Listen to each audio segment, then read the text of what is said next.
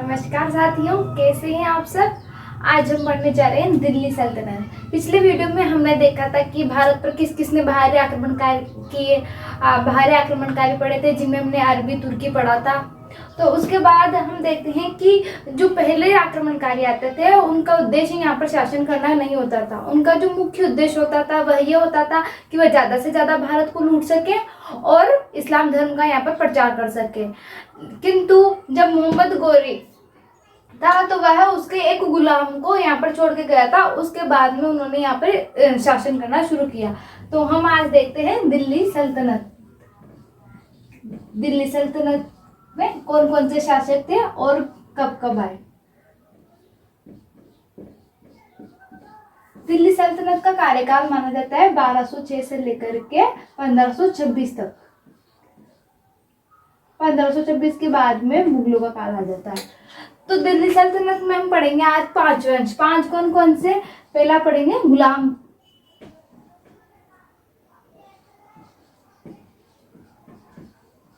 गुलाम वंश, जिसका कार्यकाल है 1206 से लेकर के 1290 तक। उसके बाद दूसरा का हम पढ़ेंगे खिलजी वंश।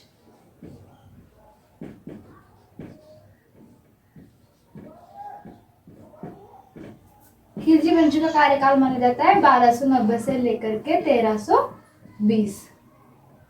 फिर तीसरा आता है तुगलक।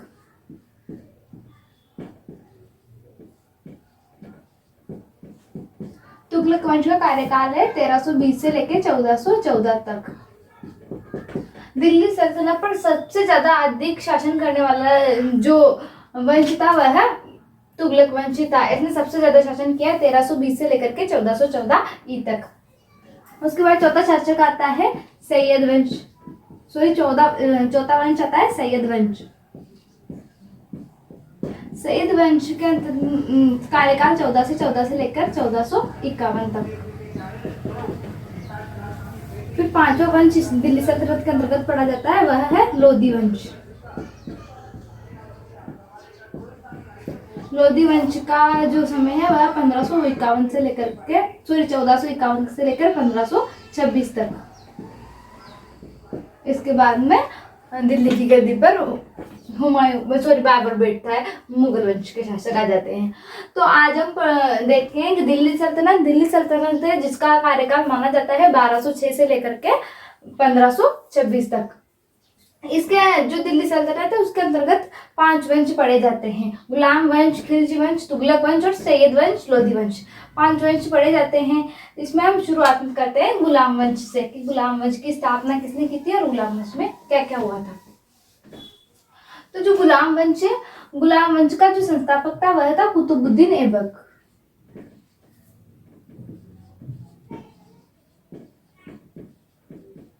कुतुबुद्दीन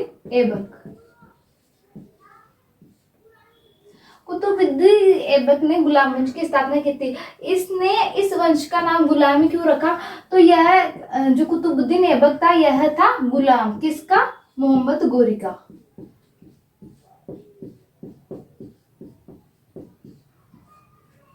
मोहम्मद गोरी जब यहाँ आया था तो उनका दृष्टिकोण यहाँ पर कोई शासन करने का नहीं था। वो सिर्फ इस्लाम का प्रचार करने और भारत को लूटने आए थे। किंतु जब लास्ट में मोहम्मद गोरी गजनी वापस गया तो उसने यहाँ पर उसके एक गुलाम को छोड़ दिया शासन करने के लिए। वो कौन था, कुतुबुद्दीन ऐबक। कुतुबुद्दीन ऐबक ने अपनी राजधानी दिल्ली नहीं बनाई। गुलाम वंश का जो संस्थापक था या फिर जो दिल्ली सल्तनत में पहला शासक पढ़ा जाता है कुतुबुद्दीन ऐबक, उसने अपनी पहली राजधानी नहीं बनाई। उसने दिल्ली को राजधानी नहीं बनाया था। इसकी राजधानी थी लाहौर और इसकी मृत्यु भी लाहौर में ही हुई थी। तो कुतुबुद्दीन ऐबक की जो राजधानी थी वह लाहौर थी। कुतुबुद्दीन ऐबक का राज्याभिषेक हुआ था 25 जून 1206 को। 25 जून 1206 को इसका राज्याभिषेक हुआ था। इसने पीर बख्श की उपाधि धारण कर रखी थी। पीर बख्शी हाथियों को दान करने के लिए।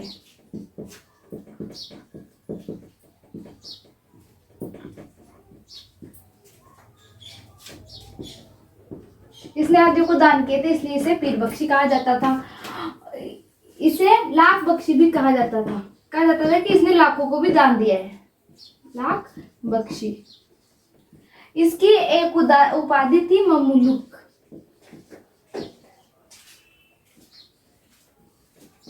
तो इसे ममुलुक भी कहा जाता था।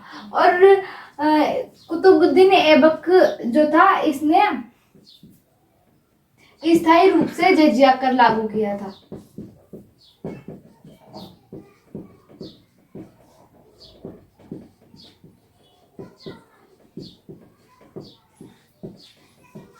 जजिया कर के बारे में हम पिछले वीडियो में पढ़ चुके हैं कि जजिया कर क्या था, और इसकी जो शुरुआत की थी वह किसने की थी? मोहम्मद बिन कासिम ने की थी, जो कि अरबी प्रथम आक्रमणकारी था, भारत पर सफल प्रथम आक्रमणकारी। उसने जजिया कर की शुरुआत की थी और इसे स्थायी रूप से लागू किसने किया? तो कुतुबुद्दीन ऐबक ने किया। इसने 1199 में कुतुब मीनार की नींव रखी थी।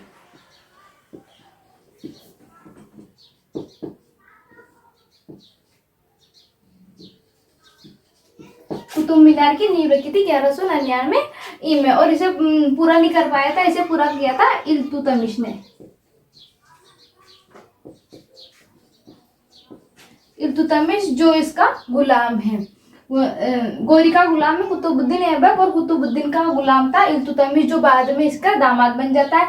किंतु इसने फिर जो इसका कुतुब मीनार की नींव जिसके गुलाम के प्रथम शासक कुतुबुद्दीन ऐबक ने रखा था, उससे अधूरे काम को पूरा किसने किया? इल्तुतमिश ने किया। इल्तुतमिश को गुलामों का गुलाम भी कहा जाता है, ये हम इल्तुतमिश में पढ़ेंगे। तो हमने गुलाम वंश देखा। गुलाम वंश का जो शासन काल है वह है 1206 से लेकर के 1290 तक। पहला शासक कौन था? कुतुबुद्दीन ऐबक, जो कि किसका गुलाम था? मोहम्मद गोरी का गुलाम था। इस वजह से इसने गुलाम वंश की स्थापना की। इसने अपनी जो प्रथम राजधानी थी वह किसे बनाया? लाहौर को बनाया, न कि दिल्ली को। दिल्ली सल्तनत का जो प्रथम शासक था उसने अपनी राजधानी लाहौर में बनाई थी। इसने स्थायी रूप से जजिया कर लागू किया था। इसका राज्याभिषेक हुआ था 25 जून 1206 को इसका राज्याभिषेक हुआ था। इसे पीर बख्शी कहा जाता था, क्योंकि यह हाथियों को दान किया था, इस वजह से इसे पीर बख्शी कहा जाता था। इसे लाख बख्शी भी कहा जाता था, तो लाखों को दान करने की वजह से इसे लाख बख्शी कहा जाता था। इसकी एक उपाधि ममुलुक भी थी। और कुतुब मीनार की नींव रखी थी इसने 1199 में। इल्तुतमिश इसका दामाद था जिसने इस नींव को पूरा किया था।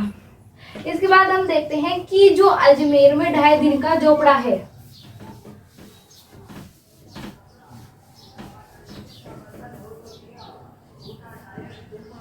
अजमेर में 2.5 दिन का झोपड़ा,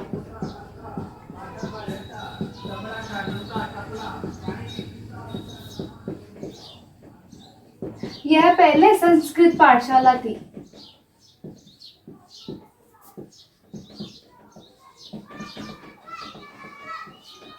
जो ये संस्कृत पाठशाला अजमेर में थी, इसको तुड़वा कर इसने यहाँ पर अजमेर में 2.5 दिन का झोपड़ा एक मस्जिद बनवाई, और यह राजस्थान की प्रथम मस्जिद थे।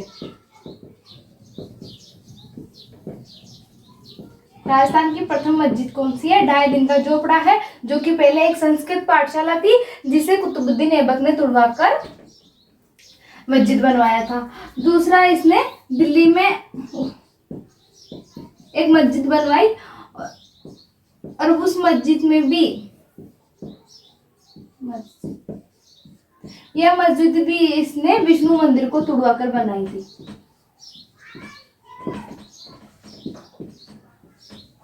विष्णु मंदिर था, उसको तुड़वाकर दिल्ली में एक मस्जिद बनाई थी, और वह मस्जिद उत्तरी भारत की प्रथम मस्जिद मानी जाती है। तो इन्होंने 2 मस्जिदें बनवाई, जिनमें से एक संस्कृत पाठशाला थी जो कि राजस्थान में थी, अजमेर जिले में, उसे तुड़वाकर इन्होंने 2.5 दिन का झोपड़ा बनाया। और दिल्ली में बनाया मस्जिद, तो उसे भी विष्णु मंदिर को तोड़कर बनाया, क्योंकि इनका मुख्य उद्देश्य क्या था? इस्लाम का प्रचार करना। तो इस वजह से इन्होंने विष्णु मंदिर को तोड़कर ये बनाया। कुतुबुद्दीन ऐबक का एक सेनापति था बख्तियार खिलजी।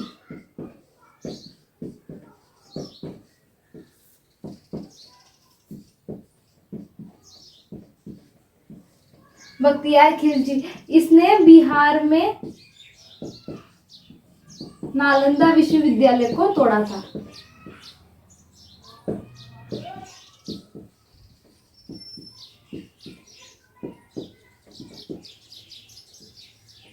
नालंदा विश्वविद्यालय को तोड़ा था। क्यों तोड़ा था? क्योंकि यह बौद्ध धर्म की शिक्षा देता था।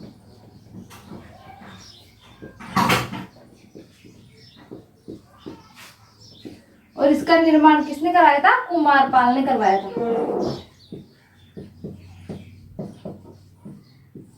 तो जो कुमारपाल ने जो नालंदा विश्वविद्यालय की स्थापना बिहार में की थी, उस नालंदा विश्वविद्यालय को किसने तोड़ा है? बख्तियार खिलजी ने तोड़ा। किसके उपदेश पे तोड़ा? कुतुबुद्दीन ऐबक के उपदेश पे। कुतुबुद्दीन ऐबक का सेनापति था बख्तियार खिलजी, जिसने नालंदा विश्वविद्यालय तोड़ा, जिसकी स्थापना कुमारपाल ने की थी। और क्यों तोड़ा? तो इन्होंने, क्योंकि यह जो विश्वविद्यालय था यह बौद्ध धर्म की शिक्षा देता था। बौद्ध धर्म की शिक्षा देता था, जबकि इन इस्लामों का काम था यहाँ पर इस्लाम का प्रचार करना, और यह बौद्ध धर्म की शिक्षा देता था। तो इन्होंने कट्टरता पूर्वक नीति अपनाकर इस नालंदा विश्वविद्यालय को तोड़वा दिया। फिर हम दूसरा देखते हैं कि कुतुबुद्दीन ऐबक, तो कुतुबुद्दीन ऐबक का बेटा था फिर आराम शाह।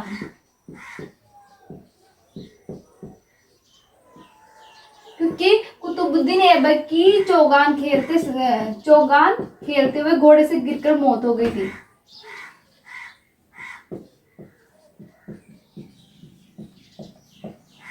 चौगान खेलते समय घोड़े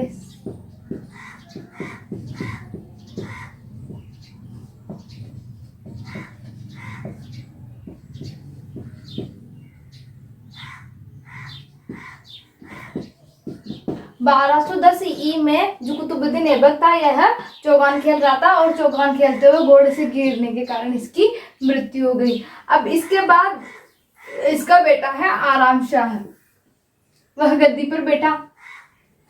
आराम शाह ने सिर्फ 8 महीने शासन किया।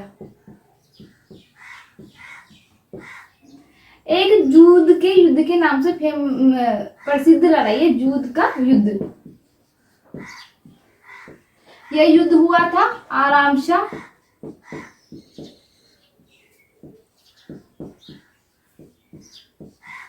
और इल्तुतमिश के बीच।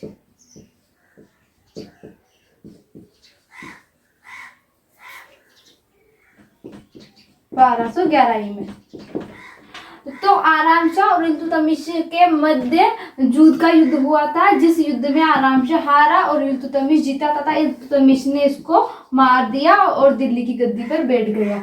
जो गुलाम वंश का संस्थापक था कुतुबुद्दीन ऐबक था, उसका बेटा था आराम शाह।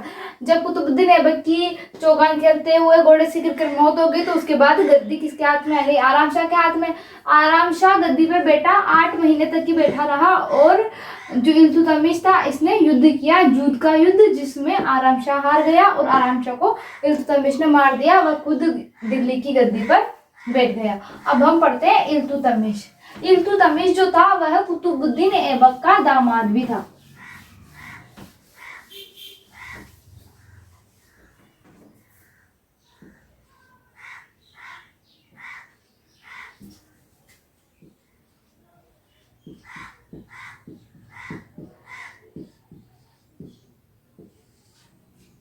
इल्तुतमिश का जो समय है वह 1211 से लेकर के 1236 तक है। इल्तुतमिश का समय क्या माना जाता है? 1211 से लेकर के 1236 तक। यह तुर्किस्तान का इल्बरी तुर्क था।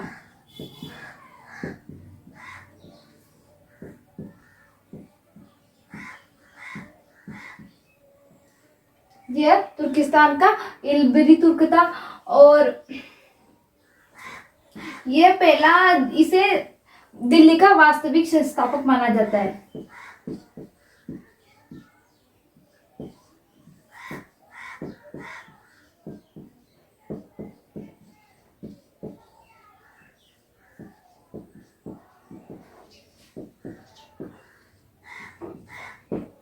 क्योंकि इसने जो राजधानी थी वह दिल्ली को बनाई।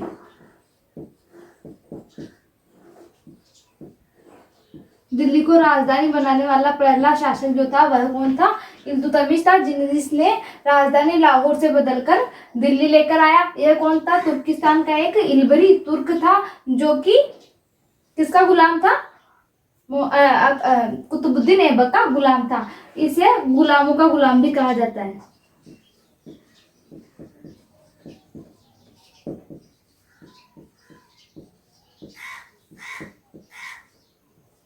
गुलाम का गुलाम क्यों कहा जाता है? तो मोहम्मद गोरी था, गोरी का गुलाम था ऐबक, कुतुबुद्दीन ऐबक, और ऐबक का गुलाम इल्तुतमिश।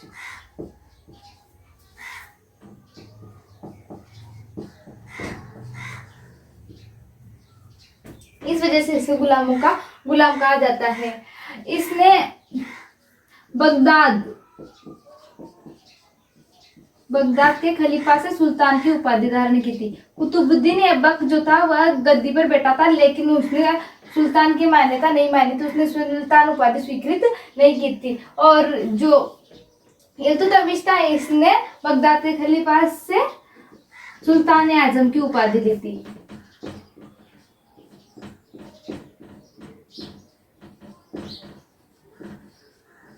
सुल्तान आजम की उपाधि किसने ली थी?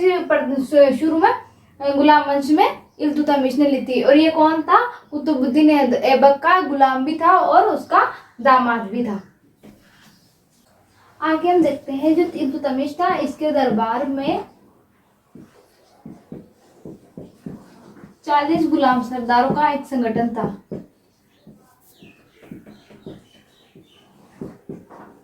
40 गुलाम सरदारों का एक संगठन था, जिससे 40वां संगठन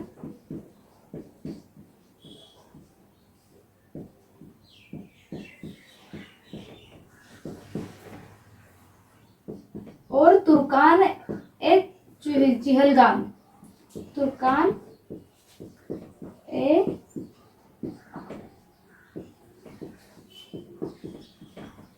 चिहलगान कहा जाता था। तो जो इल्तुतमिश था, इसके दरबार में कौन थे? 40 गुलाम सरदार थे, जो कि शासन में उनकी मर्जी से शासन पर उनका दबाव रहता था अधिकतर। तो उन्हें 40वां संगठन भी कहा जाता था और तुर्कान ए चिहलगान भी कहा जाता था। हाँ, इसका हम देखते हैं कि ये जो इल्तुतमिश था, इसने अजमेर में दरगाह का निर्माण किया था, जो अजमेर दरगाह है ख्वाजा मुइनुद्दीन चिश्ती की। ख्वाजा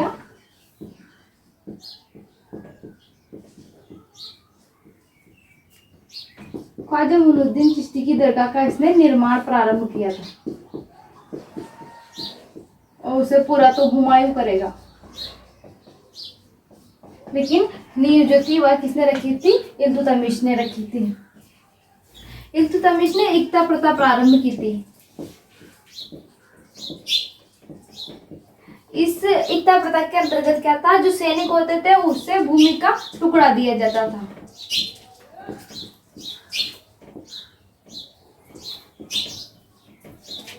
एकता प्रथा के अंतर्गत जो सैनिक होते थे उनको वेतन न देकर के भूमि का एक टुकड़ा दे दिया जाता था। तो एकता प्रथा की शुरुआत किसने की थी? इल्तुतमिश ने की थी। इसके बाद हम देखते हैं 1221, 1226, 1232 और 1232।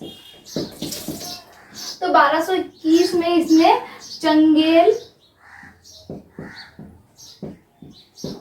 चंगेल खां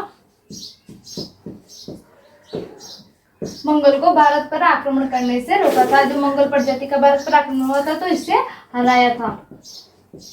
इसमें इल्तुतमिश की विजय हुई थी। 1226 में इसने रणथंबोर जीता था, रणथंबोर विजय।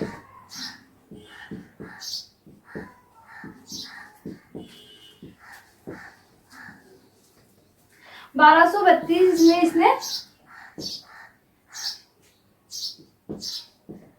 ग्वालियर विजय, ग्वालियर को जीता था। और 1232 में इसने नागदा को तहस नहस किया था।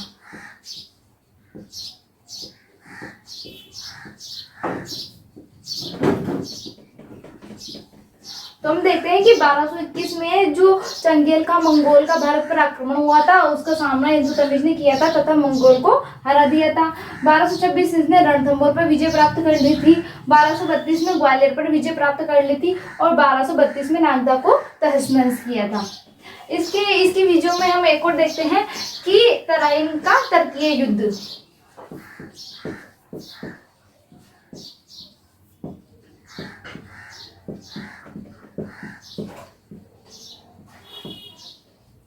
तराइन का तृतीय युद्ध। तो तराइन क्षेत्र में दो युद्ध पहले हो चुके हैं। दोनों युद्ध के बीच हुए थे मोहम्मद गोरी और पृथ्वीराज चौहान के बीच में, जिसमें तराइन का प्रथम युद्ध 1191 में हुआ था, जिसमें पृथ्वीराज चौहान की विजय हुई थी और मोहम्मद गोरी जैसे तैसे वहां से जान बचाकर भागा था। दूसरा तराइन का युद्ध जो हुआ था वह 1192 में हुआ था, जिसमें पृथ्वीराज विजय की हार हुई थी और मोहम्मद गोरी की विजय हुई थी। उसके बाद ऐसा माना जाता है कि गोरी ने पृथ्वीराज चौहान को वहीं मार दिया था। एक मत के अनुसार ऐसा कहा जाता है, दूसरे मत के अनुसार ऐसा कहा जाता है कि चौहान को उसी की राजधानी अजमेर में लाके मारा गया था। और चंद्रवरदाई ने पृथ्वीराज रासो में कहा है कि उसे मोहम्मद गोरी जो था वह गजनी ले गया था, वहां पर उसकी दोनों आंखें फोड़ दी गई थी। फिर उसके बाद में जो पृथ्वीराज चौहान था उसके मित्र के साथ मिलकर उसने चंद्रवरदाई के साथ मिलकर एक शब्द वेदी बाण की योजना बनाई और उसके अनुसार चंद्रवरदाई ने दोहा बोला था कि 4 बार 24 गज अंगुलिष्ठ प्रमाण था ऊपर सुल्तान बन चुके चौहान, ऐसे बोला था। और जिसे में चौहान ने तीर चलाकर गोरी की मृत्यु हो गई थी। किंतु ऐसा माना जाता है, कोई भी स्पष्ट मत नहीं है। तो तराइन का प्रथम युद्ध व द्वितीय युद्ध जो था वह मोहम्मद गोरी व पृथ्वीराज चौहान तृतीय के मध्य हुआ था। अब जो तराइन का तृतीय युद्ध है यह हुआ था जनवरी 1216 में, और वो पहले हुए थे 1191 और 1192 में।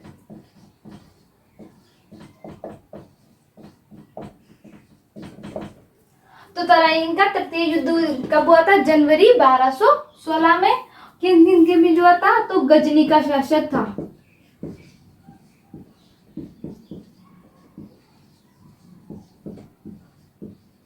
गजनी शासक एल्दोज और इल्तुतमिश के बीच।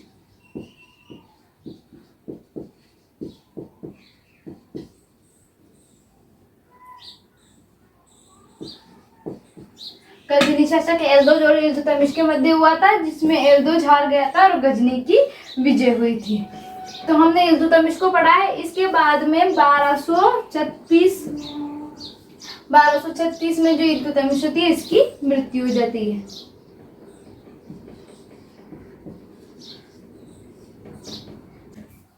उसके बाद हम देखते हैं कि दिल्ली की गद्दी पर बैठता है रुकनुद्दीन फिरोज।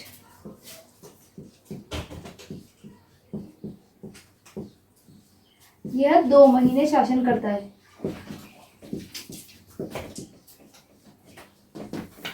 यह 2 महीने शासन करता है और यह एक अयोग्य शासक माना जाता था, इसे अयोग्य शासक। जब रुकनुद्दीन फिरोज दिल्ली की गद्दी पर बैठा था तब शासन की बागडोर इसकी मां शाह तुर्कान के हाथ में थी।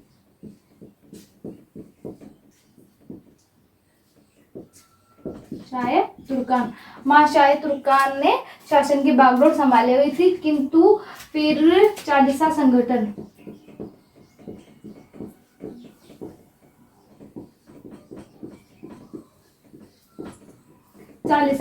ने माँ और बेटे दोनों की हत्या कर दी और उसके बाद में गद्दी पर बैठा दिया रजिया सुल्तान को। तो फिर इसके बाद में दिल्ली की जो शासक बनी वह बनी रजिया सुल्तान।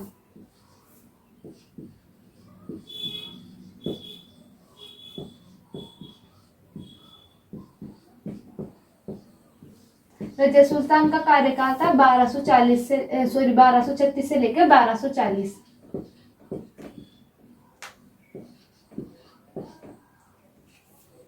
इसका जन्म बदायूं में 1205 में हुआ था।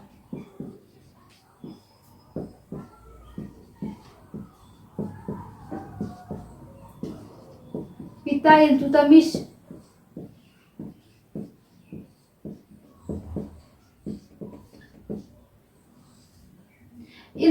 जो था इसने इसके शासन काल में जो दिल्ली का पद था इसे वंशानुगत कर दिया था। तो इस पद वंशानुगत करने की वजह से जो दिल्ली की गद्दी पर बैठेगा वह गुलाम वंश का ही होना चाहिए। और इल्तुतमिश के जो बेटे थे वह सारे अयोग्य शासक थे, वह इस लायक नहीं थे कि वह दिल्ली की गद्दी पर बैठ कर शासन कर सके, हिंदुस्तान पर अपनी सत्ता कायम रख सके। तो जो चालीसा संगठन था उसने पहले रुकनुद्दीन को बैठाया, लेकिन जब उसने देखा कि उससे शासन नहीं संभल रहा है, उसकी माँ शाह तुर्कान शासन कर रही है, तो उन्होंने दोनों को मार दिया और दिल्ली की गद्दी पर बैठा दिया रजिया सुल्तान को। रजिया सुल्तान का जन्म बदायूं में हुआ था, 1205 में हुआ था। इसके पिता इल्तुतमिश थे। और रजिया सुल्तान को क्यों बैठाया? रजिया एकमात्र प्रथम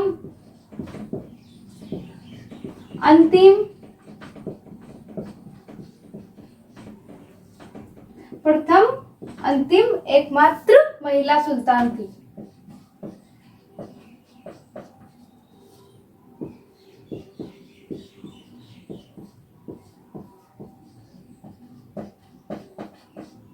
और महिला को सुल्तान बनाने के पीछे का कारण यह था कि इल्तुतमिश ने अपने कार्यकाल में पद को वंशानुगत कर दिया था। जब भाई योग्य नहीं थे तो फिर जो चालीसा संगठन था उन्होंने रजिया को गद्दी पर बैठाया। रजिया सुल्तान ने पहली ऐसी महिला थी जिसने बुर्के का त्याग किया था।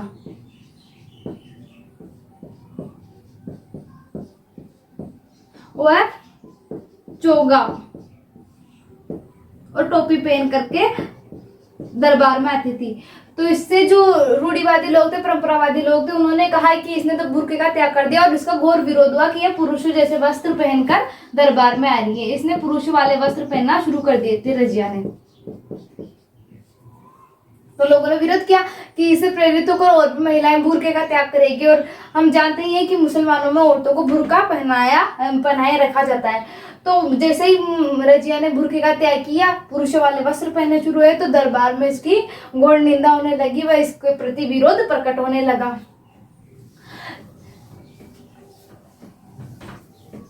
एक अश्वशाला का अध्यक्ष था, अश्वशाला अध्यक्ष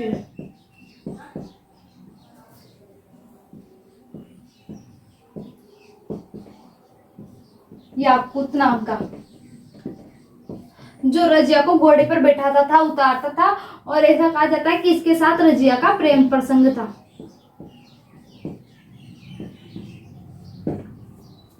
तो जो याकूत था, इसके साथ रजिया का प्रेम प्रसंग था। यह बात रजिया के भाई बहमद शाह को पता चल गई।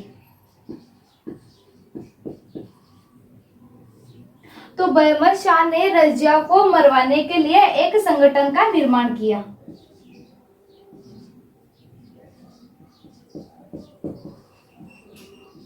जिसका नेतृत्व इसने अप्रत्यक्ष रूप से खुद किया, नाम दूसरे का बनाकर, मतलब कि दूसरे प्रत्यक्ष रूप से किसी और को रखा, किंतु उसे जो सारे आदेश थे वह बहमद शाह खुद देता था। जब इसे पता चला कि रजिया का जो याकूत है अश्वशाला का अध्यक्ष, उसके साथ प्रेम प्रसंग है, तो इसने रजिया को मारने की साजिश रचना शुरू कर दी और विद्रोह हुआ था 1240 में।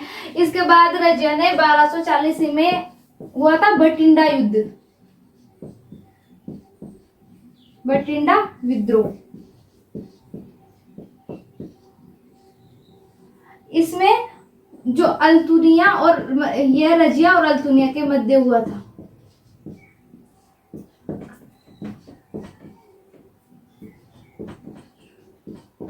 यह पहला ऐसा युद्ध था जिसमें रजिया खुद सेना लेकर युद्ध लड़ने गई थी। रजिया हमेशा सेनापतियां इनको भेजा करती थी। पहला ऐसा युद्ध था जिसमें रजिया स्वयं सेना लेकर गई थी। अल्तुनिया, इसमें इस युद्ध में अल्तुनिया की विजय हुई और रजिया की हार हुई। रजिया को बंदी बना लिया गया। तो उसके बाद रजिया ने इससे शादी कर ली, अल्तुनिया से। दिल्ली की जो शासिका थी रजिया, उसने अल्तुनिया से शादी कर ली। फिर ये दोनों भटिंडा से लौटकर दिल्ली जा रहे थे। तो रास्ते में ही 13 अक्टूबर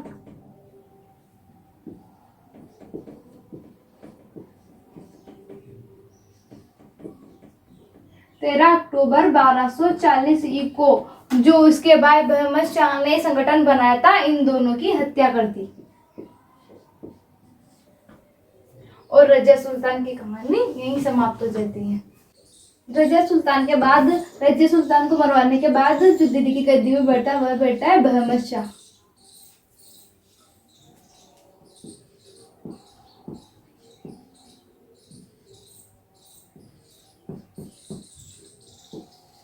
बहमद शाह दिल्ली की गद्दी में बैठता है और इसका जो समय रहता है वह रहता है 1240 से 42, या 2 साल तक गद्दी में बैठता है। इसके बाद में बैठता है अलाउद्दीन महमूद।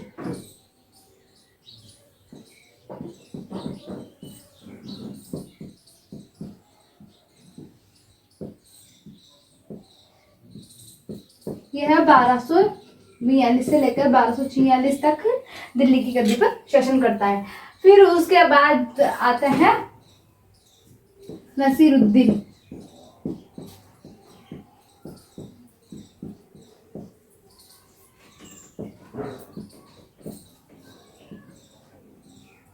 नसीरुद्दीन महमूद। तो नसीरुद्दीन महमूद था, जो इसका कार्यकाल था 1246 से लेकर के 1266, अर्थात इसने 10 साल तक राज किया था।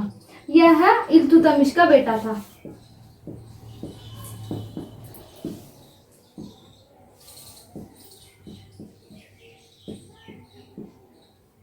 यह पहला ऐसा शासक था जो टोपियां सिलकर जीवन निर्वाह करता था।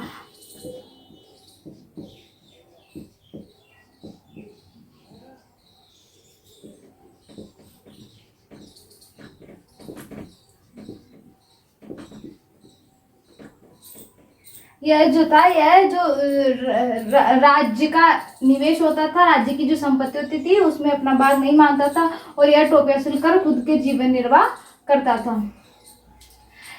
जो नासिरुद्दीन था, इसके समय शासन की जो वास्तविक डोर थी, शासन की वास्तविक बागडोर जो संभाले हुआ था, वह चालीसा संगठन का अध्यक्ष था। शासन की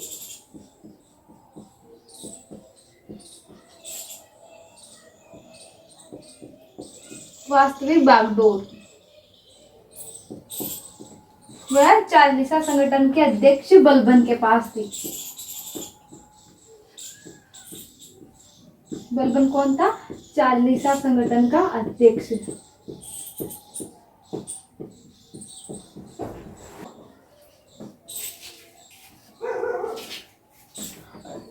तो जो उसके बाद अगला शासक जो था वह बहमद शाह था। बहमद शाह 1240 से लेकर 1242 2 साल तक इसने राज किया। फिर उसके बाद जो गद्दी पर बैठा हुआ था अलाउद्दीन महमूद, जिसने 1242 से लेकर 1246 तक शासन किया। इसके बारे में इतिहास में कोई लंबी बात नहीं मिलती है याद रखने के लिए, जो कि एग्जाम में पूछी जाए। उसके बाद बैठा है नासिरुद्दीन महमूद। तो नासिरुद्दीन महमूद ने 1246 से लेकर 1266 तक शासन किया। यह इल्तुतमिश का बेटा था। टोपियां सिलकर अपने जीवन का निर्वाह करता था। यह राज्य की संपत्ति को अपनी नहीं मानता था। यह अपने जीवन का निर्वाह स्वयं करता था। शासन, इसके समय जो शासन की बागडोर थी वह इसके हाथों में न होकर के सारा जो काम होता था वह चालीसा संगठन का अध्यक्ष जो था बलबन, उसके अनुसार होता था। आगे हम देखते हैं बलबनी वंश, जो कि गुलाम वंश के अंतर्गत ही आता है, क्योंकि जो गुलाम वंश था उसके गुलाम थे चालीसा संगठन के 40 गुलाम सरदार, और उन्हीं ने एक और बनाया बलबनी वंश।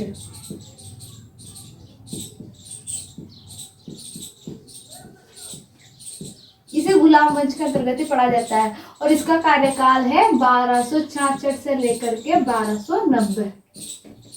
हमने देखा था कि गुलाम वंश जो 1206 से लेकर के 1290 तक गुलाम वंश को माना जाता है, लेकिन गुलाम वंश के अंतर 1266 से बलबनी वंश जाता है, जो कि गुलामों के भी गुलाम, जो 40 गुलाम सरदार थे चालीसा संगठन, उन्हों के द्वारा शासन किया जाता है। तो 1266 में जो गद्दी पर बैठता वह बलबन बैठता है, और बलबन बैठता है गयासुद्दीन बलबन के नाम से।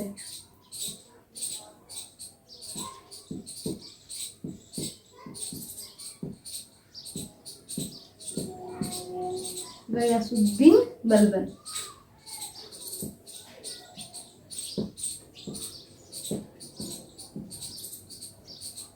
इसका कार्यकाल है 1266 से लेकर के 87 तक। तो जो गयासुद्दीन बलबन था, इसे बर्नी ने जनता का पिता भी कहा है। बर्नी ने जनता का पिता, खुफिया कातिल,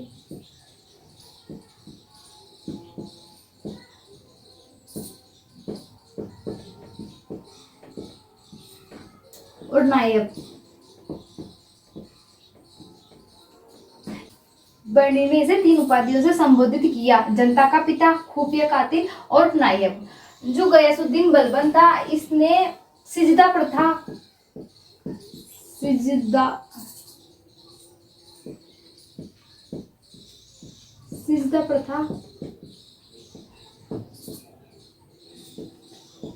प्रेबोस प्रथा प्रारंभ की थी। सिजदा प्रथा में क्या होता था? और नवरोज, यह एक फारसी उत्सव था। नवरोज, इन तीनों की शुरुआत की थी। सिजदा प्रथा के अंतर्गत घुटनों के बल बैठकर राजा को सलाम किया जाता था।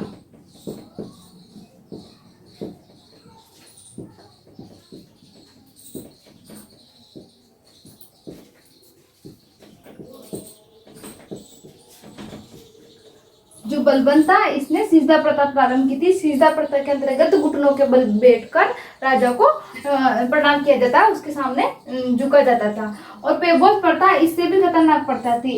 इस प्रथा के अंतर्गत राजा के पास जाकर उसके पैरों को हाथ में लेकर चूमना, पैरों को हाथ में लेकर चूमना तथा पैर को सिर पर रखकर नमन करना।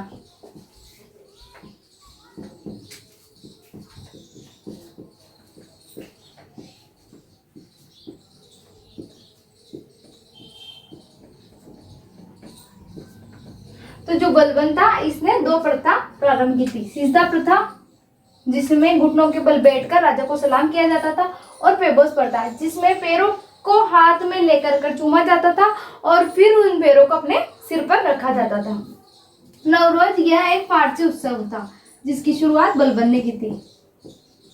फारसी उत्सव।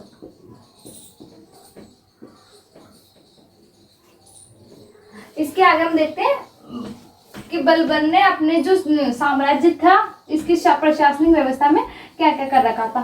तो इसने जो दुश्मन थे उनके प्रति लौह व रक्त की नीति अपनाई थी।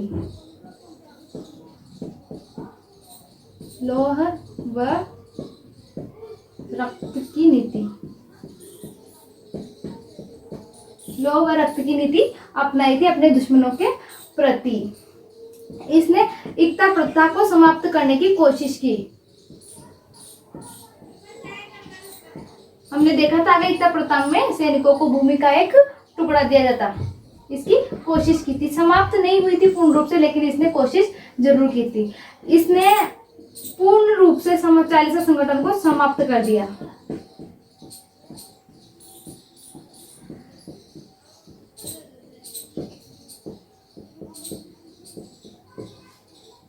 इसने फारसी पद्धति से राज्यों का पुनर्गठन किया।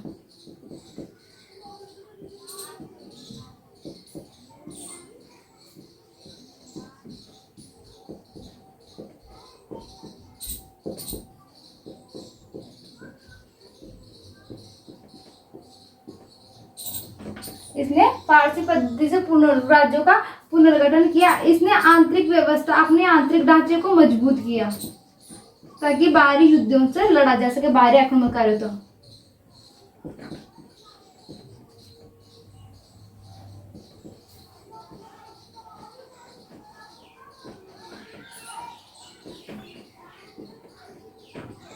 इसने सेना को नगद वेतन देने की कोशिश की। यह काम पूर्ण रूप से नहीं हो पाया था, लेकिन इसने कोशिश की थी। नगद वेतन।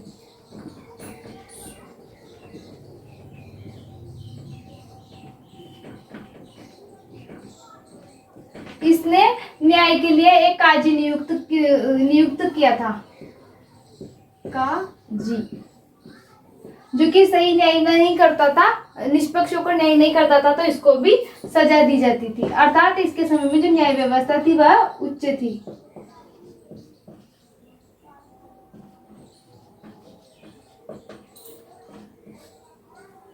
इसने जनता का पूर्ण रूप से ध्यान रखा था, इसी वजह से इसे जनता का पिता भी कहा जाता है।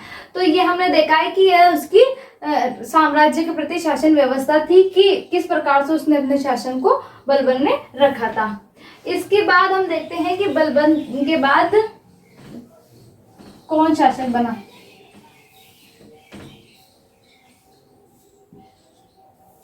तो 1266 से लेकर के 1290 तक जो बलबली वंश माना जाता है, उसमें से 1287 तक बलबन का शासन था। उसके बाद में केकुबाद,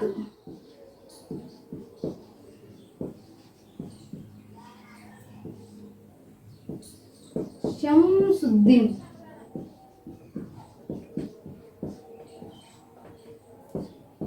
तो 1266 से लेकर के हमने देखा है कि 1287 तक कौन था, बलबन, गयासुद्दीन बलबन ने शासन किया। उसके बाद 1287 से लेकर के 1288 तक केकुबाद ने शासन किया, और उसके बाद शमसुद्दीन ने शासन किया 1288 से लेकर के, सॉरी ये 1288 से लेकर के 89 तक इसने किया, और इसने फिर 90 तक किया। और इस प्रकार जो हमारा गुलाम वंश था 1290 तक वह यहाँ आकर समाप्त हुआ। गुलाम वंश का संस्थापक था कुतुबुद्दीन ऐबक, और इनमें गुलाम में फिर अंत में 1266 से आ जाता है बलबनी वंश, जो कि गुलामों के गुलाम थे, चालीसा संगठन के लोग। इन्होंने बलबनी वंश की स्थापना की थी, किसने, गयासुद्दीन बलबन ने। गयासुद्दीन के बाद आता है केकुबाद, केकुबाद के बाद आता है शमसुद्दीन। शमसुद्दीन का शासन था 88 से लेकर के 90 तक, और इसके बाद जो हमारा गुलाम वंश है यह समाप्त हो जाता है।